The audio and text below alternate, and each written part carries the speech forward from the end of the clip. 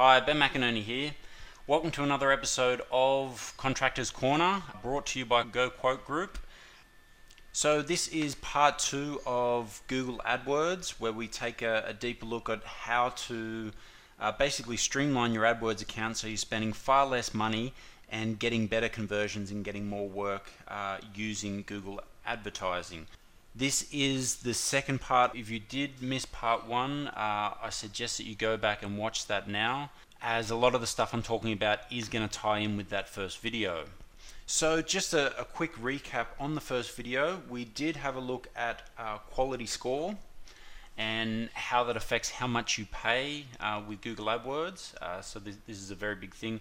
And we did look at a few ways on how to how to increase your quality score, which would reduce the price that you pay per click. We also had a quick look at targeting the right audience with your keywords and how to avoid annoying clicks that really don't get you anywhere with negative keywords.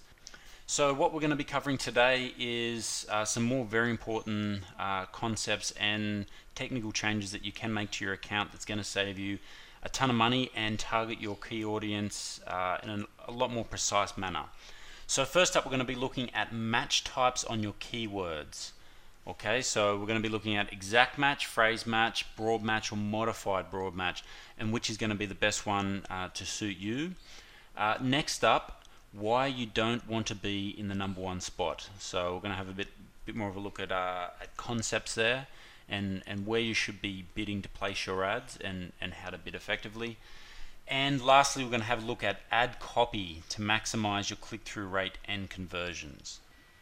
So first up, let's have a quick look at how you change your the match types on your keywords.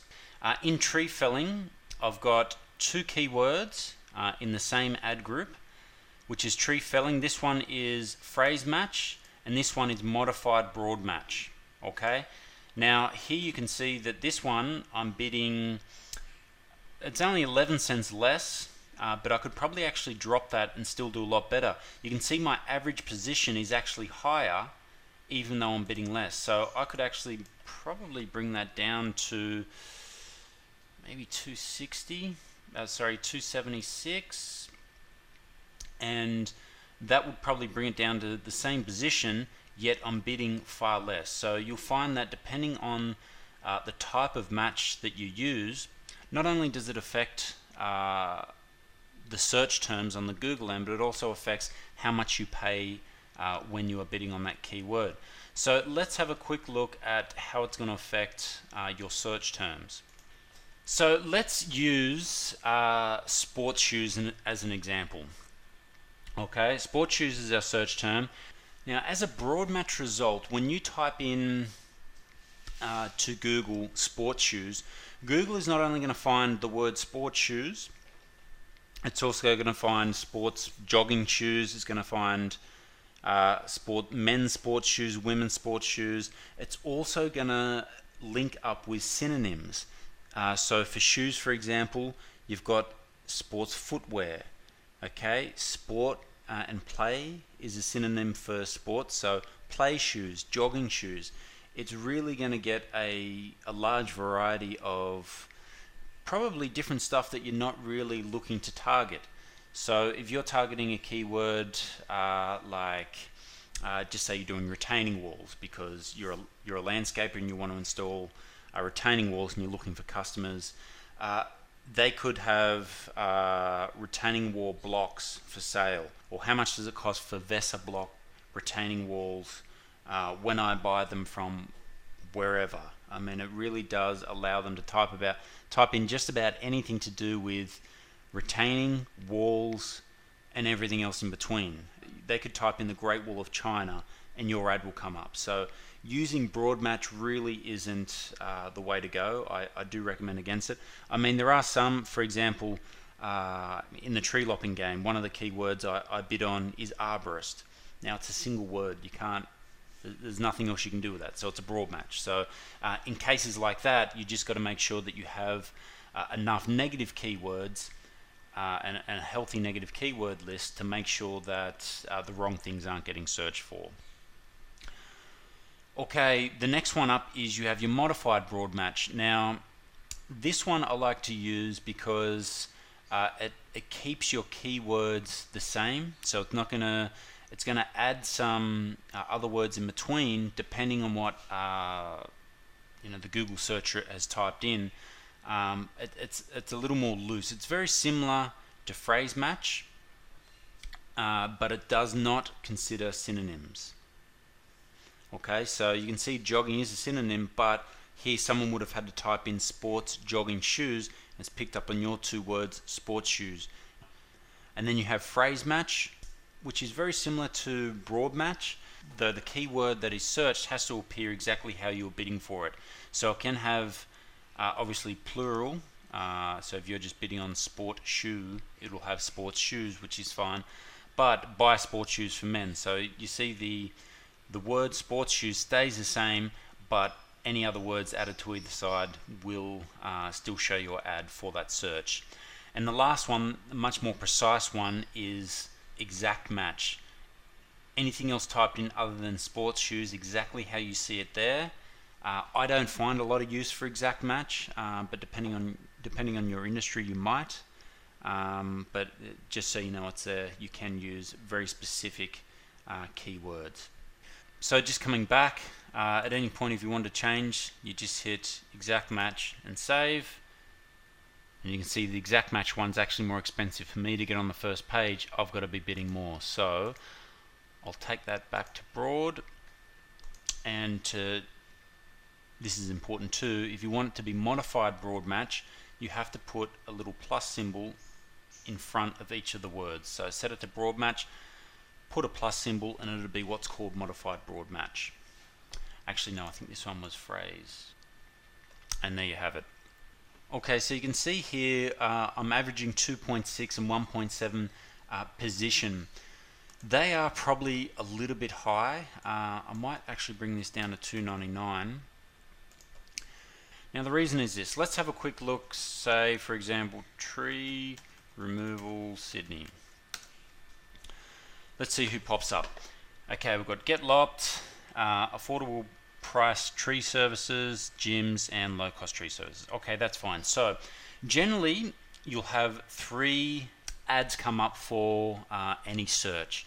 Now on very popular searches, and tree removal Sydney is a popular search, you'll get 4 ads come up. You want to be, and you also have, if you remember, would have been about 3 or 4 months ago, they used to have ads going down the side. They got rid of that, so they've got 3 or 4 ads at the top, and the rest of the ads are actually at the bottom here. You don't really want to be at the bottom. My previous strategy was being on the side was fantastic because you got less clicks, but I got a higher conversion rate. So which means less people clicked and more people phoned, which is great because you're spending less on advertising and you're getting more bang for your buck. The last thing you want to do is be in position number 1 because so many people click on the first 1 or 2. You want to be down here. You want to be one of the ones where they're not just reacting and clicking. People are so fickle these days that they'll click on the first one. Sorry, Get Lopped, I've just cost you probably a couple of dollars. I do apologize. They'll click, they'll have a quick look and go, look, there's got to be something better. Oh, that looks alright. Okay, I might give them a call. I'll write down the number. So they'll get the contact details. Then they'll go back and they'll move on. And by the time they get down any further, they'll go, oh, okay, no, here's the real results. Okay, I'm going to look here. You might have already missed them. At the end of the day, you're going to get more clicks up here, but you're going to get less bang for your buck, less return on investment. So look, it depends on how big your company is, how aggressively you want to be expanding, but I do suggest that you keep yourself in position 3 or 4. It's just going to work out far better as far as value for money. You'll get less clicks, you'll get less click-through, less of a click-through rate. Okay, so impressions, click-through rates. That really has got to be your strategy, to be one of these bottom guys. Do not fight for the top spot because there's always someone willing to spend more money than you. There's always another company willing to go broke quicker than you. Okay, so the main focus of this video is going to be the last part, which is going to be add copy to maximize your click-through rate and conversions. Okay, so let's have a quick look at add copy to start with. Looking at our previous examples of tree removal Sydney. Now, having a look at these ads, they're not too bad. Okay, this for me, having your website up here next to your name, low cost tree services has it too. For me, is a waste of space. I think you're far better having, certified experienced arborist or anything other than your website. Your website is here in green. You don't need it up here. Now, Affordable Tree Services probably doesn't know how or why that's happening. That's happening. I'll show you now. So my ad's here for tree felling. Now you'll notice here on the second line of the ad, I've got an exclamation mark. Okay, I can have an exclamation, a full stop, anything really. You can see over here on the right hand side, once you put a punctuation on that top line, it puts the top line of your description next, right there to the right or next to the heading. Okay, so we can see here, back over here, here he has the heading. So Get Lopped has a heading, Tree Removal Sydney. The first line is Certified Experienced Arborist, and the second line is Call Us Now for Best Prices. Okay, whereas Affordable Tree Services has a heading, Google automatically puts Affordable Tree Services to the top right, and then the two lines are here. So what you need to do is make sure you're putting some form of punctuation. That'll get you up to the right. Okay, I'll put mine back to an exclamation mark. You notice I put an exclamation mark. The exclamation mark doesn't actually show up. It just shows that I'm putting punctuation there, and it knows to put it up to the right hand side. Now, there's nothing saying that this is, for me, this has worked best for me. The most important thing that you get out of this, and what I'm teaching you here, is that you need to test. If you're not testing any changes that you're making in your account, there is no point in making the changes. So the crudest way to do testing is to probably have either a 2-week or a 30-day period that you do test, just to get good data. And with that, you want to be looking at a few different things. First, all this is going to show you is how efficient your ad is and how many people are going to your website. What you really need to do is hook up conversions. Okay, you need to see what ads are converting. For me and my website, tracking conversions is actually quite easy, just because the nature of mine, I have a form that people fill out and or they call, which goes through to an office number, so we can record how many calls are coming from this. The best way, I guess, for you to do it is you're just going to have to manually ask whether when you're quoting or whoever's answering the phone is just quickly before they hang up, look, we're just doing a quick survey on how our advertising is going, just wondering where you found us. Was it online or was it through print media or whatever the case may be?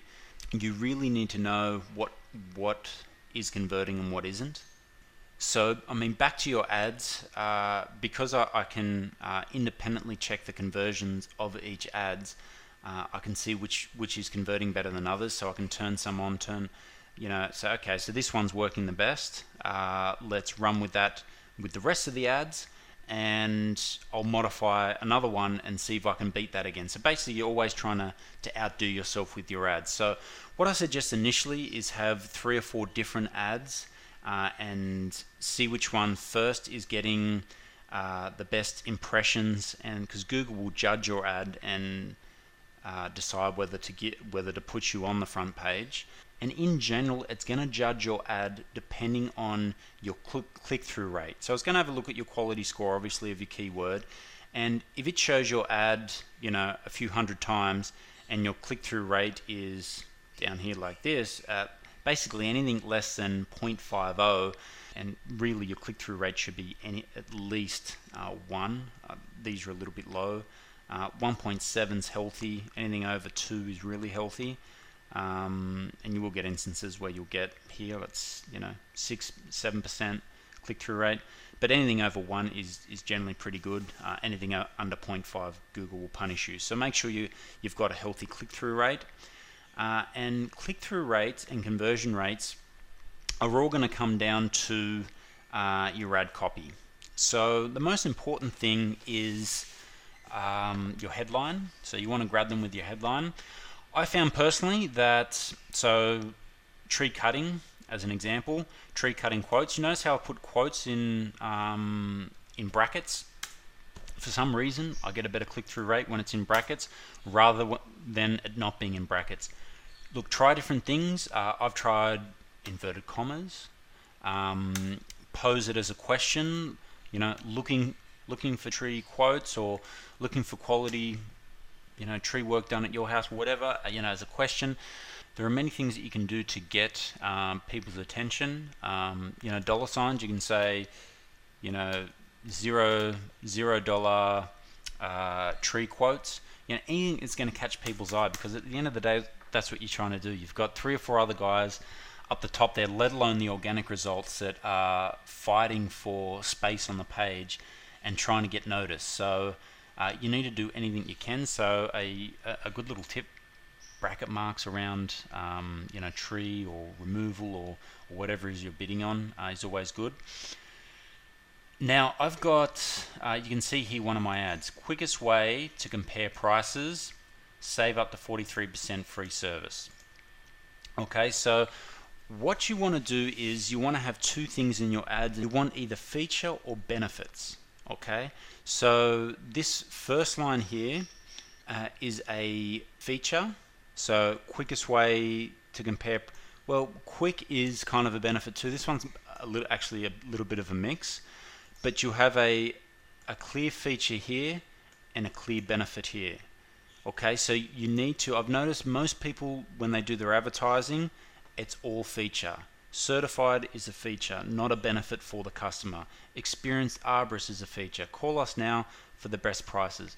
Okay, that is somewhat benefit based, but you could also argue that best prices, in inverted commas, is a bit of a feature too. Everyone says it.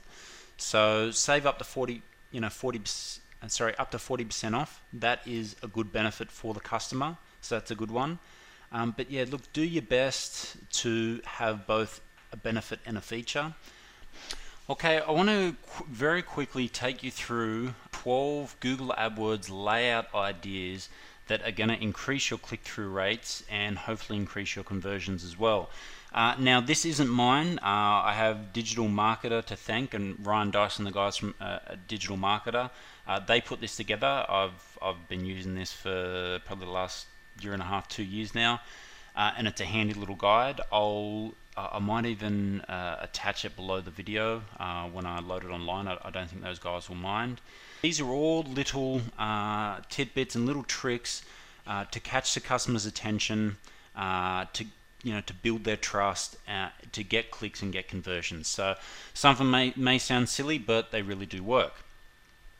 For example, the first one: use specific numbers.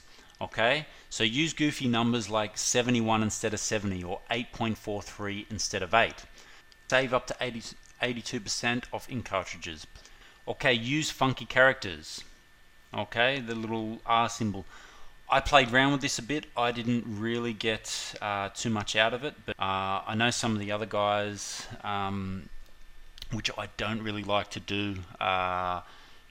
Some of the other competitors like Service Seekers, I know, do it, or Service Seeking, I think it is, and High Pages. They'll put arborist for, I think they put 34 an hour or something ridiculously low. So that would get them clicks, having a price in there. But unfortunately, I don't think you want to get people coming to your site if they think you're going to only be charging $43 an hour. So I think that's a bit of a cop-out, but it does show that using interesting characters and numbers and different things in the headline does get results. Okay, use a call to action. This is a big one when you're doing your testing. So find a selection of charcoal grills now at Lowe's. Find it now. So it's a call to action. So you want to tell them what you want them to do. Call now. Visit our site and fill in a form, or whatever you want them to do. Call to action, and especially when they get to your site, you must have a call to action. You must have something telling them what to do. They need to be led. See, my call to action here is an arrow going across saying takes just 23 seconds. So it doesn't have to be all verbal, but this is indicating exactly what I want them to do, which is to fill in this form. Include a benefit. $10 off, fresh flower delivery. Include a phone number and address. This is a good one if you actually don't want them to click on your ad, which is good. If you just include the phone number, sometimes, and I do it myself, I'll look up something online, I won't even bother going to their site if I see the phone number. I'll just type in the phone number in my phone and away I go. So that's a good one. There's also a call feature in AdWords that you might want to think about enabling. I think it's in add extensions. Yes, so add extensions. So you need to add an extension here, and you need to add a number. So this only comes up with mobile. So basically, when someone searches Google on their mobile phone, and they don't, and your ad comes up, so they don't need to actually click on your ad, go to your website, get your number. The phone number to call us actually comes up, and all they need to do is just hit call, and away you go. So that one is different to them just seeing it and typing it into their phone. That one is a click, and they're going to charge you, but they don't. They're calling you. That's not just them coming to your site and then thinking about contacting you. You're actually paying for a lead. So that's definitely a big one. Tell a story. Find out how this American mum makes $7,847 in a month from home. Again, using an odd number, a unique number, gets people's attention. Remove risk, 100% guaranteed. So again, I'll send all these through to you. Free shipping doesn't apply to us. Ask a question in the headline, as I mentioned before. Include social proof. So social proofing is the oldest trick in the book. 2 million people tried Smartsheets. For example, if you ever downloaded something online and you see a movie that's been downloaded, or a download that's been downloaded 3,000 times, and the same one just under it has been downloaded 4 times, which one do you download? So a lot of people do follow what other people are doing, and it's just because we think, well, if that many people are doing it, it must be the right one. This is the one that I need to download. So it's called social proofing. It's a good one. I've had mixed success with it. I've tried things like 237 people use this service last week or something like that, which was an actual a legitimate number that we had, but we just found it didn't work all that well. But definitely try it. You've got to test these things. And scarcity and urgency, last minute, 75% off today only. Definitely might get people in the door. So those types of things work. And making a threat. Don't miss out. If you write "don't miss out," people want to know what it is that they're going to miss out on, and they don't want to miss it. It's funny how our mind works, and the observations that marketers and the advertising industry have made, and how they appeal to us. And you might as well be using it for yourself in your own arsenal. So just on a very last thing, as I mentioned, I test everything that I do. Any change that I make with an ad, I'll test its click-through rate, conversion rate, and I'll pick the best one and run with that ad, and then try and beat it next time.